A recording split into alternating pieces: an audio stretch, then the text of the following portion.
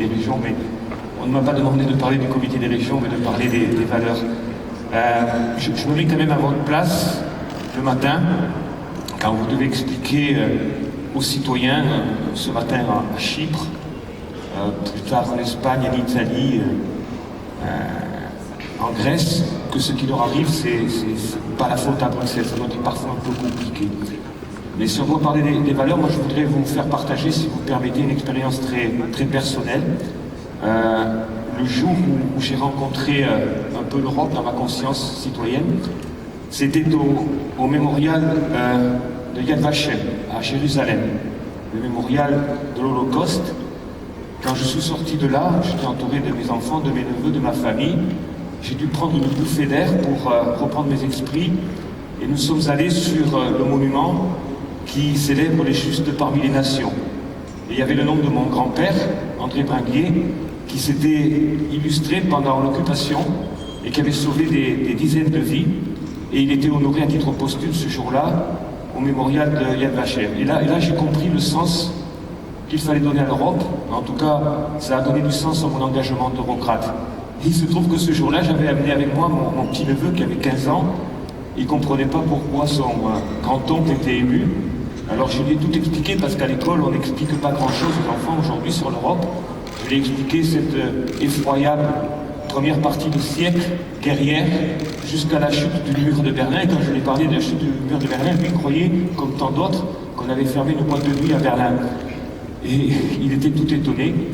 Et moi aussi j'étais étonné. Je me suis rendu compte que cette génération, de l'âge de celle de mon neveu, cette génération d'Erasmus, malheureusement cette génération de job seekers, c'est elle qui allait faire l'Europe de demain. C'est eux qui allaient faire des conquêtes sentimentales dans des boîtes de nuit à Berlin, sur les plages des îles grecques demain achetées par les Qataris, ou qui allaient chercher des emplois que prépare, j'espère, pour eux, la stratégie Europe 2020. Et pour ces jeunes aujourd'hui, les valeurs, c'est très compliqué à leur expliquer. Parce que quand vous êtes un jeune espagnol de moins de 25 ans, vous avez une chance sur deux de vous retrouver au chômage. Et quand on vous explique qu'à Bruxelles, on a voté 6 milliards d'euros de Youth Guarantee, vous allez voir votre maire, vous allez voir votre président de région, et vous lui demandez où est mon travail, où est ma formation, et c'est quoi que vous me racontez depuis Bruxelles. Et j'imagine que ce sont des choses auxquelles vous êtes tous confrontés. Ces jeunes, j'ai envie de dire, cette génération Erasmus, ils vivent les valeurs comme un acquis naturel. J'ai cité la valeur de la paix. Le professeur Régnier a dit hier, je crois, que la pacification, c'était quelque chose qui avait vécu, qui a survécu à la Deuxième Guerre mondiale, à la fin des dictatures du sud de l'Europe, et enfin au communisme. Et les jeunes ont zappé là-dessus. Ils ne se rendent pas compte de cette valeur de pacification. Alors quand vous parlez à ces jeunes de choses comme la défense des droits de l'homme, la défense de la démocratie européenne, le jeune, il est déjà ailleurs, il est sur son job, demain qu'il ne trouve pas, il zappe sur autre chose. Pourtant, il faut quand même leur dire, bien expliquer à ces jeunes de demain tout ce qui a été accompli par l'Union européenne depuis le début. L'Europe a conjuré les malheurs du passé, a construit un espace de droit, c'est indéniable, un espace de libre circulation, un espace de régulation de la protection des consommateurs, tout ceci dans une économie sociale de marché. Le problème, c'est qu'aujourd'hui, cette économie sociale de marché, elle est remise en cause parce que l'arme de la dette et l'arme de la dépense publique, qui permettait, ça a été dit, de céder des consensus politiques, cette arme n'a plus cours. C'est plus possible. Alors aujourd'hui, l'ouvrier allemand, il ne veut plus payer pour le commerçant grec, c'est tout. Et si on revient aux années 80, moi, je me souviens, enfant du sud de l'Europe, chaque fois qu'on disait l'Europe dans nos conversations, c'était le nom qu'on donnait à l'époque à tout ce qu'on n'était plus capable de bâtir sur le plan national. C'était une sorte d'utopie positive, l'Europe, dans les années 80, les années de l'or, qui se construisait sur l'absence d'utopie nationale. Ça a été la grande période moteur où l'intégration était possible jusqu'à l'élargissement de 2004. Et qu'est-ce qui s'est passé derrière? Qu'est-ce qu'il y a eu de fort? Alors il y a eu effectivement l'euro. L'euro aujourd'hui, je suis désolé, l'euro L'euro aujourd'hui, qui a été une formidable conquête, bien sûr financière, économique, de libre circulation, à qui on aurait dû peut-être donner un contrat social, ça n'a pas été fait.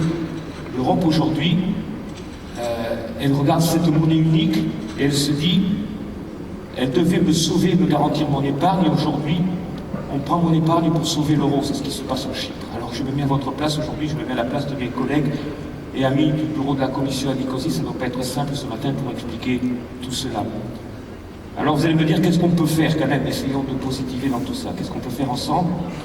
Vous, dans l'Europe d'en bas, et nous, avec Rayo, avec Grégory, avec Rana, avec d'autres collègues, qu'est-ce qu'on peut faire ici et ensemble avec vous? D'abord, il faut bien comprendre et admettre qu'une politique de communication de l'Union européenne, quelle qu'elle soit, n'est là que pour accompagner des valeurs et accompagner des politiques. Une politique de communication ne peut se suffire à elle-même, que ce soit au niveau institutionnel ou même dans une entreprise. Deuxièmement, est-ce que vraiment nous sommes tous, ici à Bruxelles, vous dans l'Europe d'en bas, en ordre de marche pour répondre aux attentes d'une opinion publique de 1 demi-milliard d'individus? Et ce demi-milliard d'individus, il n'est pas organisé dans une opinion publique unique européenne. C'est ça la difficulté. C'est ça que vous vivez tous les jours. Cette opinion publique, elle est segmentée, un peu sur le plan national, mais surtout sur le plan local et territorial. Cette mosaïque d'opinion publique, celle que vous approchez tous les jours. Alors, comment faut-il se prendre pour nourrir ces sphères, ce que j'appelle moi les sphères d'opinion publique territoriale décentralisée? Alors à Bruxelles, faisons un peu notre mea culpa. C'est autoproclamé ayatollah, je ne sais pas ce qu'on est ici à la communication.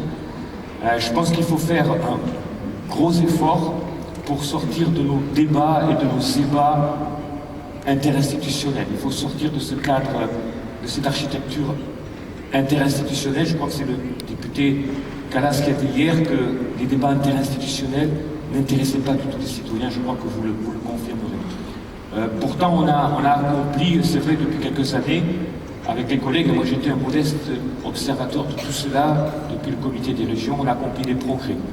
On n'avait pas d'autre choix, me direz-vous, que d'aller communiquer à proximité des citoyens. Je pense qu'on n'a pas d'autre choix que de moins parler de nos institutions respectives et de parler davantage au nom de l'opinion et au nom de l'Union européenne porteuse d'un projet et de succès. Je pense qu'aujourd'hui, il faut prendre son courage à deux mains à Bruxelles et réfléchir à une véritable politique de communication de l'Union européenne. Ce que moi j'appelle une politique de marque, Branding Europe, à l'image de ce que font les villes, de ce que font les régions, de ce que font les États membres. Pourquoi ne serions-nous pas capables à Bruxelles de vous offrir, dans les années à venir, une marque Union européenne dans laquelle on déclinerait des projets à expliquer, à décliner comme Europe 2020, comme Erasmus, comme la politique de cohésion, comme Galileo. Ça, je crois que c'est notre travail à Bruxelles. Nous devons vous fournir ce que moi j'appelle les référents, c'est-à-dire les valeurs, c'est-à-dire les priorités politiques, les succès, vous offrir les référents et vous offrir, si je puis me permettre, aussi de l'argent. Okay? Donc là, je vais prendre quelques risques oratoires, mais mes collègues des grandes institutions me pardonneront. Je pense qu'il faudrait qu'on vous demande qu'est-ce que vous feriez chacun d'entre vous dans votre réseau local avec un budget de 100 000 € tous les ans. Okay? Quel est le plan de communication? J'ai pris 100 000 € parce que vous multipliez par 500, ça fait 50 millions d'euros de budget de communication. Et je veux bien les chiffres ronds. Avec 100 000 €, revenez voir Grégory et cette formidable équipe avec un plan de communication décentralisé, avec un partenariat avec la presse locale et régionale, avec un partenariat avec les collectivités locales, avec des événements que vous organisez.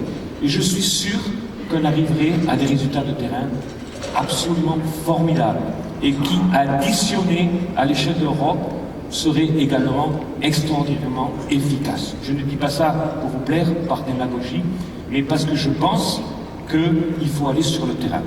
Vous prenez l'exemple des réseaux sociaux. Nous sommes tous très fiers à Bruxelles d'avoir notre site Facebook du Parlement, du Comité des régions, de la Commission, où on s'adresse à une certaine élite pro-européenne et à des journalistes. C'est très bien. Mais quand vous voyez comment, en Italie, les partisans de Grillo ont pris le pouvoir, enfin, en tout cas sont devenus le premier parti, ils l'ont fait avec des réseaux sociaux. Moi, je suis stupéfait par le succès de Harlem Shake. Vous savez, les gens qui dansent. Moi, je pense qu'il faudrait partir sur un truc pareil.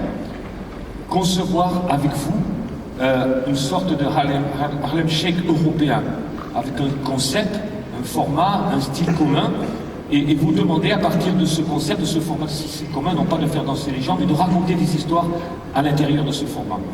Le résultat, Harlem Shake, c'est 30 millions de viewers. Je crois qu'aujourd'hui, si on additionne tous les sites Facebook des institutions, on est très loin de 30 millions de viewers. Mais c'est sur ce terrain-là qu'il faut aller. Alors le pari de la communication décentralisée, c'est la vice-présidente Reding qui l'a dit hier, il se gagnera si on parle de l'Europe au concret, si on explique à chaque média local, à chaque partenaire social ou économique, aux côtés des élus locaux, je répète, je reviens à mes élus locaux, qui ont la confiance des citoyens, qui connaissent comme vous les citoyens et qui ont des outils et des moyens de communication à partager avec vous, mais je crois que ça vous le faites. Je crois qu'il faut voir en quoi et comment on pourrait changer avec eux le quotidien des citoyens et améliorer évidemment la compétitivité des entreprises européennes. Je crois que nous devons, depuis Bruxelles, vous aider à raconter au niveau local une multitude d'histoires d'Europe, très détaillées, très précises, pour répondre aux attentes précises des citoyens que vous rencontrez par milliers tous les jours. Moi j'appelle ça de la communication par la preuve. À Bruxelles, nous allons continuer à nous occuper de la communication corporate de l'Union. Et en temps de crise, il est normal que les grandes institutions s'adressent aux marchés financiers pour les rassurer.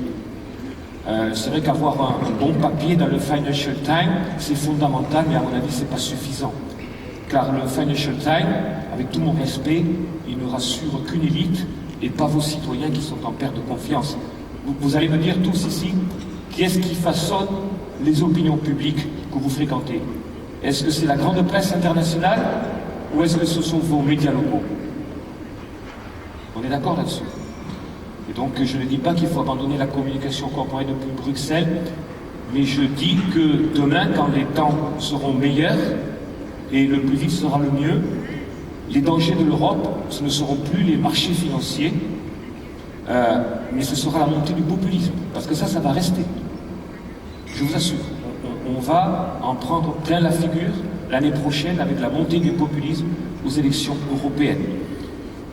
Ça deviendra le vrai péril permanent des démocraties nationales et de la démocratie européenne, soyez-en sûrs, ça a été expliqué à cette place par des politologues, et c'est pas à vous que je vais l'apprendre, vous le vivez sur le terrain tous les jours. Je crois qu'il faut prendre ces populistes à revers, sur leur terrain et sur le terrain, qui est leur terrain de prédilection, la proximité, et pas seulement depuis Bruxelles. Là où ils sont bons et le mieux organisés, les populistes, c'est parce qu'ils ont le contact avec les Européens, comme vous. Donc je pense qu'il vous appartient, et il nous appartient de vous aider à rétablir face à la montée du populisme les vérités sur l'Europe, à vous aider à raconter quelles sont les vraies histoires d'Europe, comment l'Europe change la vie des citoyens que vous racontez tous les jours, et à gommer tous les excès de langage que vous entendez autour de vous. Je crois qu'il faut repousser le temps où il est encore trop facile de nationaliser les succès de l'Europe et de communautariser ses échecs. Aujourd'hui, je pense que s'ouvre avec vous une voie pour régionaliser, localiser les réussites de l'Union européenne. Enfin, j'en terminerai là-dessus. J'y vois là peut-être une vraie ligne d'horizon pour la nouvelle génération des EDIX. Je vous remercie de votre attention.